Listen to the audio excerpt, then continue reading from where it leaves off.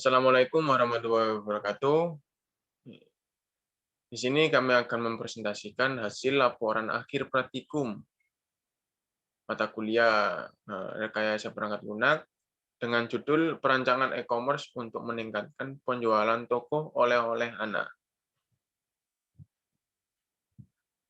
Anggota kelompok kami yaitu yang pertama saya sendiri, Fadli Satrio Handoko, dengan NBI 1461900103, kemudian dilanjutkan oleh Eri Handrianto ya, dengan NBI 1461900134, kemudian Chandra Eka Vandana dengan NBI 1461900154. Dengan TPS 86 dengan dosen pembimbing yaitu Bapak Eri Sadewa Yuda W.TTS.com.mm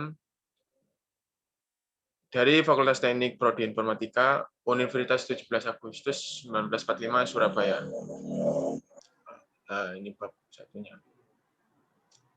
Untuk bab 1 pengantar, ini tujuan dari rancangan kami adalah agar lebih mudah untuk mengetahui berbagai alur yang ada di dalam aplikasi toko oleh-oleh anak seperti pemesanan, pembelian, pembayaran, dan masih banyak lagi alur yang mungkin telah disediakan di dalam perancangan ini. Tujuan modul yang kami buat menerapkan teori yang telah dipelajari pada mata kuliah rekayasa perangkat lunak atau RPL, kemudian mendalami dan mengerti aspek-aspek perancangan sistem berbasis teknologi informasi secara terintegrasi. Yang ketiga, menerapkan metode Scrum dalam merancang sistem e-commerce. Dan yang keempat, membuat dokumentasi perancangan sistem sampai detail desainnya.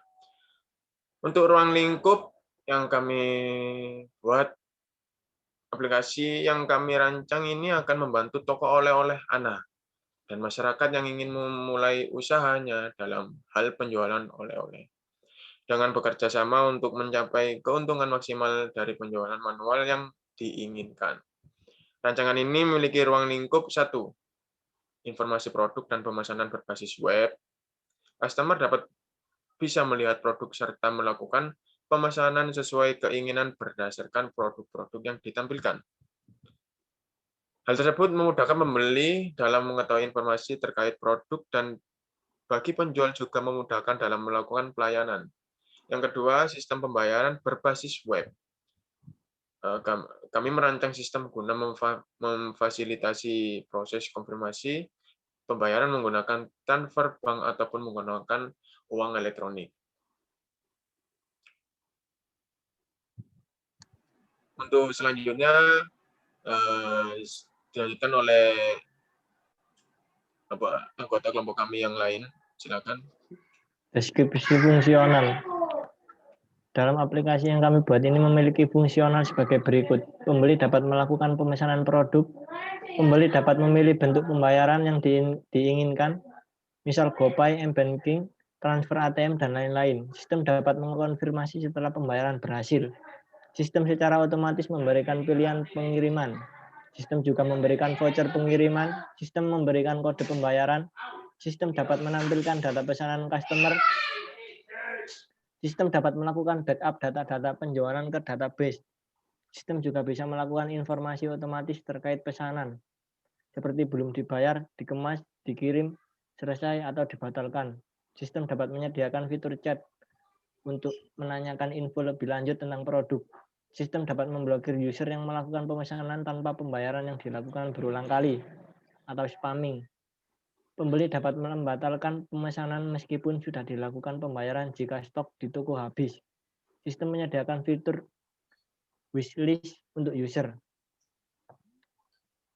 Untuk tabelnya seperti ini. Deskripsi non-fungsional.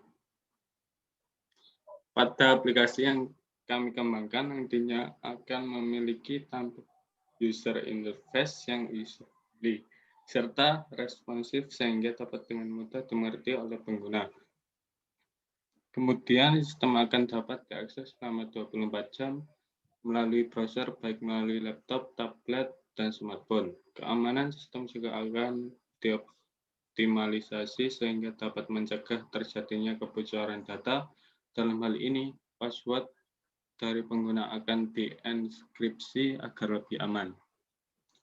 Dan ini adalah tabel-tabel yang terkait langsung dengan fungsi sistem.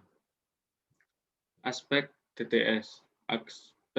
Aspek DTS atau Decision Support System atau sistem pendukung keputusan SPK menurut Versailles 2009 ada 3 aspek utama dalam SPK, yaitu data, model matematis, dan antarmuka pengguna. Di sini ada data, tabel data, model, dan graphical user interface, dan decision maker. Aspek pertama yaitu data. Data yang digunakan dalam SPK adalah data warehouse yang diambil dari data e-commerce, toko oleh-oleh yang telah didapatkan dari berbagai untuk pelaporan dan analisis. Hal tersebut secara tidak langsung menegaskan bahwa data warehouse merupakan fondasi dalam SPK. Aspek kedua yaitu model matematis, merupakan bagian untuk menganalisis data yang berada di data warehouse. Model matematis ini dapat berupa analisis statistika yang biasa digunakan dalam mengolah data.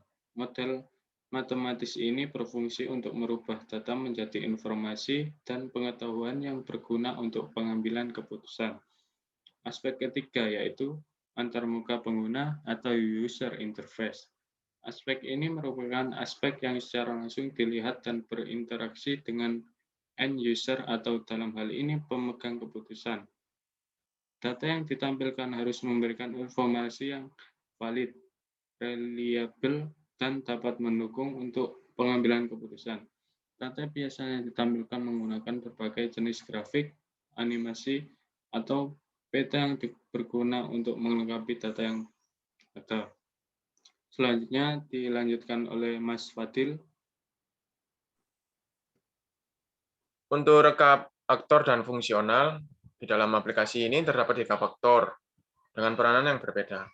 Ketiga aktor tersebut adalah admin, customer, dan penjual atau sama dengan pemilik toko. Admin dapat melakukan update informasi tentang baju yang akan dipasarkan. Selain itu, admin juga dapat mengelola data transaksi dan juga data hasil penjualan. Admin juga dapat melakukan pengelolaan terhadap data produk. Kemudian pengertian dari customer dapat melihat produk-produk yang dijual oleh penjual. Customer juga dapat melakukan transaksi pembelian serta menerima invoice. Customer dapat melihat toko penjual dan melakukan pencarian melalui fitur pencarian. Selain itu, customer juga dapat melihat riwayat pembelian yang telah dilakukan dalam hal pembayaran. Customer dapat melakukan pembayaran melalui kredit, via e-money, atau serta pembayaran di tempat. Untuk memudahkan komunikasi antara customer dan pemilik toko, customer juga dapat melakukan chat yang sudah tersedia di fitur e-commerce. Kemudian pengertian dari penjual, aktor penjual, atau pemilik toko. Penjual atau pemilik toko dapat melakukan penambahan, penghapusan, pengelolaan produk yang mereka jual. Jadi penjual ini bisa melakukan pengelolaan terhadap suatu toko yang dibuat oleh penjual. Selain itu, penjual dapat menerima laporan barang terjual dan melihat riwayat penjualan, sehingga si penjual dapat melakukan rekap terhadap produk yang mereka jual. Penjual juga dapat menerima pembayaran melalui kredit, via e-money, ataupun pembayaran di tempat, ataupun bisa disebut cash on delivery. Penjual dapat melakukan chat dengan pembeli guna memastikan produk yang akan dikirim dan menjawab pertanyaan yang mungkin diajukan oleh pembeli. Untuk Mas Chandra bisa dibawakan. Nah, untuk bab 2, di bab 2 yang kami buat ini berisi use case diagram.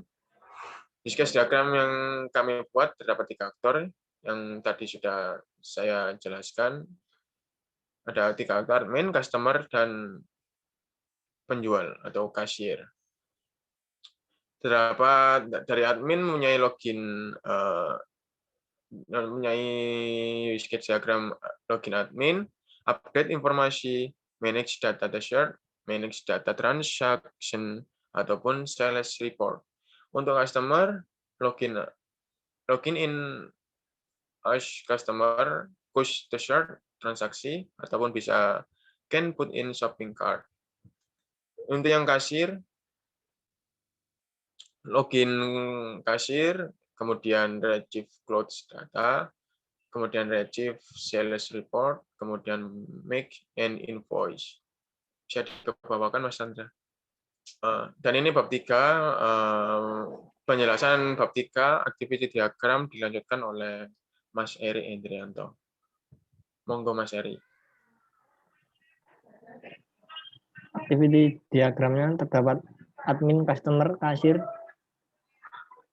Admin bisa mengupdate informasi, lalu mengolah data pakaian, lalu e-commerce clothing up to you, bisa display cloth atau menampilkannya, lalu customer bisa memilih, terus e-commerce clothing-nya bisa memasukkan metode transaksinya,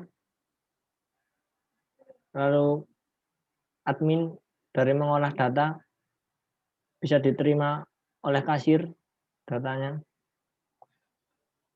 lalu admin mengolah data transaksi dari e-commerce coming up to you-nya, lalu diserahkan ke admin lagi untuk sales report, lalu ke kasir menerima data sales report, lalu ke invoice-nya diterima oleh customer, bisa ke bawah lagi Mas Chandra. Lalu customer menerima baju dari admin setelah admin mengirimkannya melalui kasir.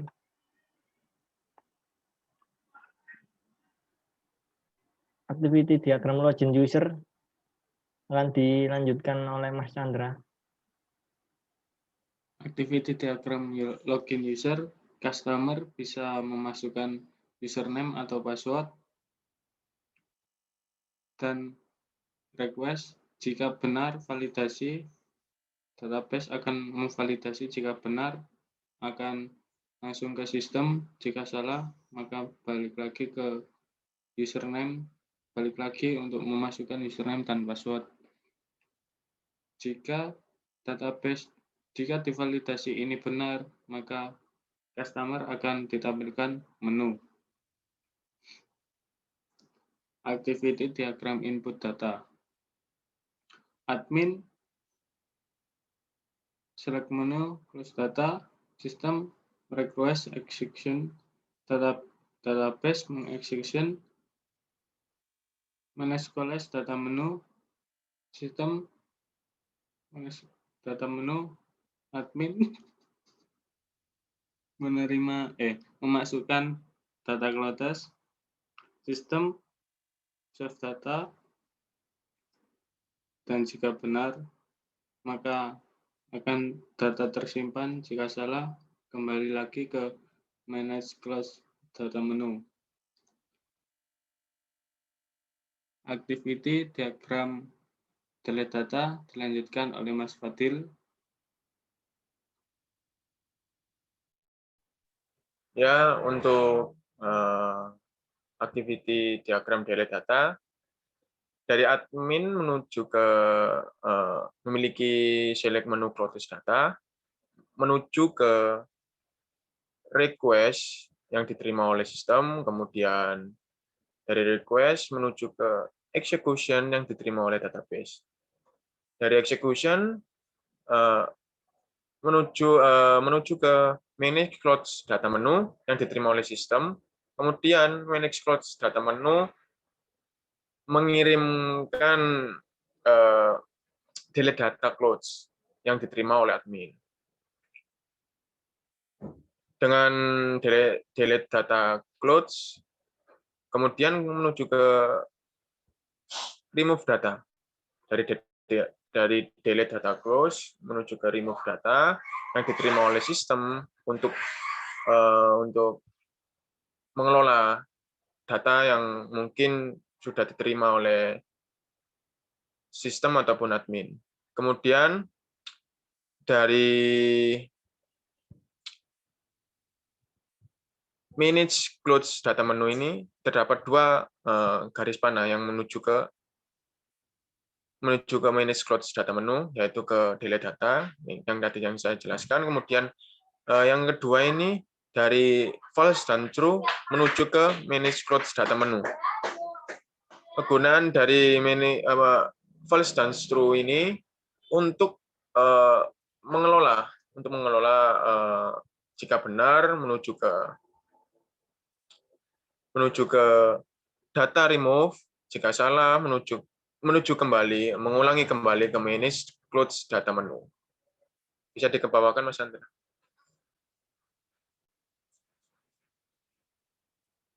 Untuk activity diagram update data, saya serahkan kepada Mas Eri. Monggo Mas Eri, bisa dijelaskan. Activity diagram update datanya dari admin memilih menu load data, lalu sistem request, lalu ke database-nya mengeksekusi, lalu kembali ke sistem dengan sistem memilih load data menu, lalu ke admin lagi, admin fill data transaksi, dari admin ke sistem untuk memproses atau request, lalu dari sistem menuju ke database-nya mengeksekusi, lalu database kembali ke sistem dengan showing data, lalu ke admin yaitu change data atau memasukkan data, lalu dari admin ke sistem, bisa ke bawah Mas Chandra, ke atas Mas Chandra.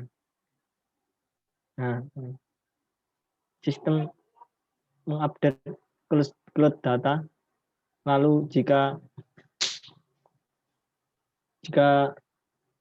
false langsung ke data remove, jika true maka kembali ke update data cloud data lagi.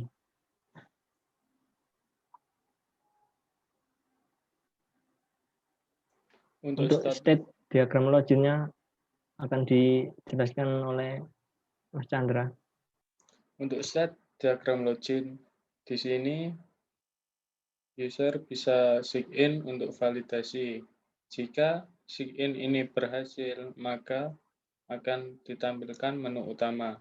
Jika salah password atau email, maka kembali lagi untuk sign-in. Dan di samping ini ada cat diagram menu. Di diagram menu di sini, user terdapat menu toko, data toko, dan tampilan toko. Stat transaksi terdapat menu utama, terus ke transaksi. Di transaksi ini menuju ke isi pemesanan, terus disimpan atau di-save, baru selesai. Stat olah data. Di sini olah data bisa melihat data barang dan input data barang. Kalau data barang, kita bisa hapus atau rubah data barang, input barang, bisa simpan data barang. Bab 4, Mas Wadil, monggo.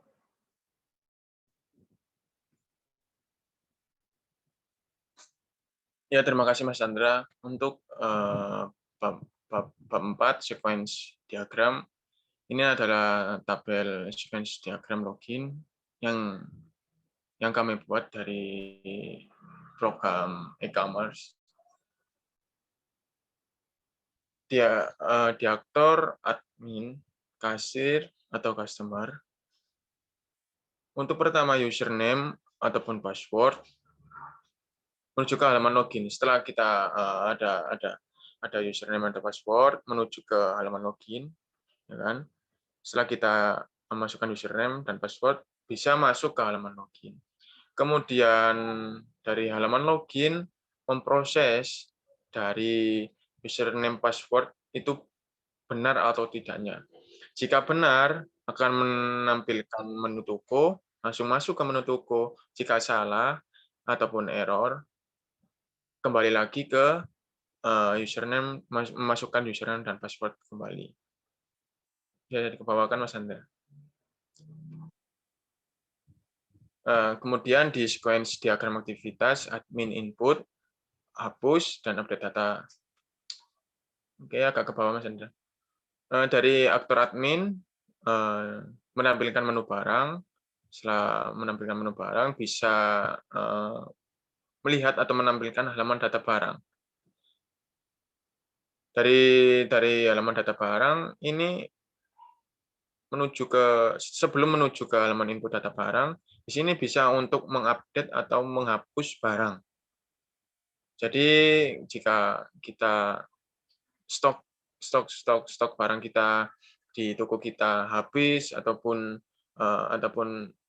kurang, kita bisa mengupdate barang tersebut dan bisa menghapus barang yang sudah habis. Kemudian lanjut ke tampilan halaman input data barang. Nah, di sini tampilannya, nah yang nomor 4 ini tampilan menuju ke halaman input data barang. Kemudian di halaman input data barang ini bisa menginput data barang. Nah, menginput data barangnya lagi. Jadi, misal kita sudah mengupdate barang atau menghapus barang, kemudian ke halaman input data barang kita menginput semua yang sudah kita lakukan di halaman data barang. Boleh dikebawakan, Mas Hendra? Bab 5 ya. Untuk bab 5, class diagram, saya pasrahkan kepada Mas Erik atau Mas Chandra. Monggo. Dipersilakan. Untuk bab 5, kelas diagram. Di sini kelas diagram terdapat login user, yang dimana login user ada username dan password.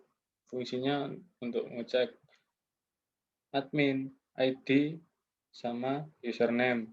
Di admin kita bisa update, kelola data transaksi, laporan data transaksi. Admin ke pesanan, di pesanan ada ID, ID barang, ID invoice, jumlah, harga, dan gambar. Di pesanan kita dapat input data, hapus data, dan update data. Pada tabel barang terdapat ID barang, nama barang, keterangan, kategori, harga, gambar. Di tabel barang ini bisa input data, hapus data, update data, atau edit data. Pada tabel konsumen terdapat username, password, nama, alamat, email, dan nomor telepon. Pada konsumen ini, kita bisa pilih barang dan transaksi. Untuk tabel invoice ini terdapat ID, nama, alamat, tanggal pesan, batas bayar. Pada tabel invoice ini, kita bisa terima data, terima laporan penjual. Pada pemilik toko, terdapat username, password, dan nama. Pemilik toko ini bisa terima data dan terima laporan penjual. Sistem aplikasi. Pada sistem aplikasi ini ada kode barang, nama barang, dan harga. Pada sistem aplikasi ini kita bisa melihat beranda, kelola barang, kelola transaksi, laporan penjualan, dan logout. Untuk bab selanjutnya bisa dijelaskan oleh Mas Erik. Bab 6, desain user interface. Ini untuk navigasinya menu registrasi seperti ini. Seperti ini terdapat nama, email, password, dan pilihan daftar. Untuk menu loginnya berisi username dan password. Lalu menu dashboardnya seperti ini. Terdapat menu utama, lalu search, keranjang, login. Ini login bisa untuk logout atau login ke akun lain, lalu ada header. Terus di bawah header terdapat tampilan-tampilan produknya. Lalu ke menu keranjang belanjanya seperti ini. Terdapat tabel seperti pada gambar, lalu ada menu. Pada tabel juga terdapat pilihan untuk hapus keranjang, lanjutkan belanja, atau langsung ke pembayaran.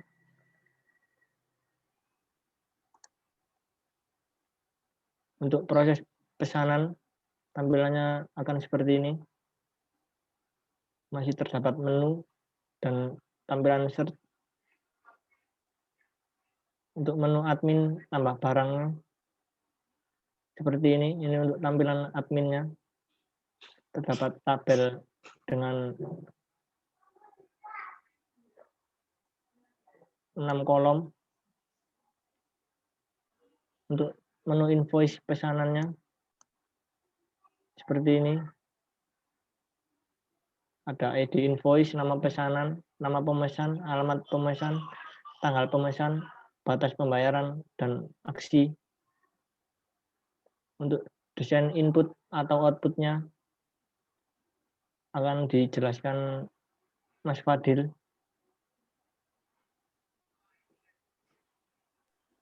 Oke, terima kasih Mas Heri. Untuk desain input dan output dari program Keywords kami yang kami buat, yaitu untuk awal, untuk pertama yang ada di depan saya ini adalah menu tampilan login, ya, di login atau pembuatan akun baru. Dan ini tampilannya. Boleh dibawakan Mas Chandra? Seperti itu tampilan menu login. Kemudian setelah menu login terlewati, agak ke atas Mas Chandra. Ke atas sedikit. Nah, sebenarnya untuk desain awal itu sebetulnya ini selamat datang ini adalah desain awal dari web kami, kemudian dilanjutkan yang tadi yang atas setelah kita memasukkan username atau password, kemudian lanjut ke bawah ini lagi Mas, ke bawah.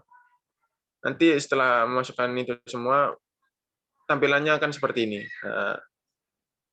Di sini ada kiri sini ada cenderamata Ana, dan submenu yang kami buat. Setelah itu menampilkan gambar-gambar yang mungkin bisa memadai dari e-commerce kami. Bisa dikebawakan Mas Andra. Dan ini tampilan lebih sama sih untuk tampilan ini adalah tampilan menu atau barang yang ada di sub menu. Seperti itu. Dan ini stop Mas Andra. Nah, di sini adalah tampilan untuk kita memilih produk yang kita ingin beli. Misalnya saya memilih baju ini, kaos ini untuk saya beli. Kita bisa memilih dan mengklik bagian kaos ini. Kemudian nanti tampilannya akan seperti ini. Ada ada detail produk, tambah ke keranjang.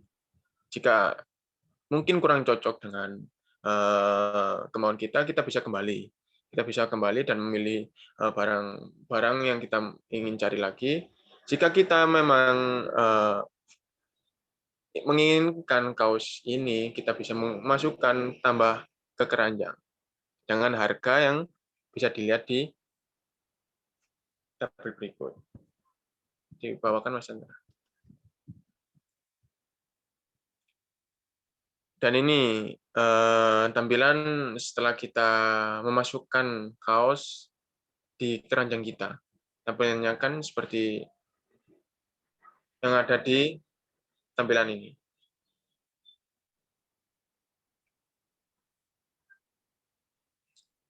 Kemudian kita bisa menginputkan alamat pengiriman dan pembayaran.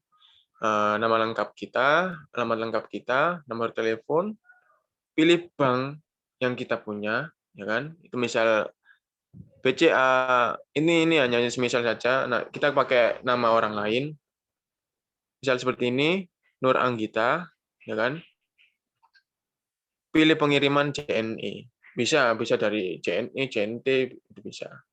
Kemudian selanjutnya Mas Hendra. Kemudian, nah tampilannya akan seperti ini. Jika kita sudah memproses dari segi pembayaran, nanti akan keluar kode pembayaran yang nantinya kita gunakan untuk mengakses pembayaran lebih lanjut. Seperti yang di bawah ini. Agak ke bawah Mas Hendra. Nah, ini nantinya. Nanti tampilannya akan seperti ini. Ini tampilan-tampilan keranjang yang sudah kami coba untuk memesan. Kita mencoba untuk memesan barang-barang yang ada di tampilan kita. Nah, tadi kan kaos gini sudah masuk di tampilan keranjang yang sudah kita beli dan sudah kita bayar.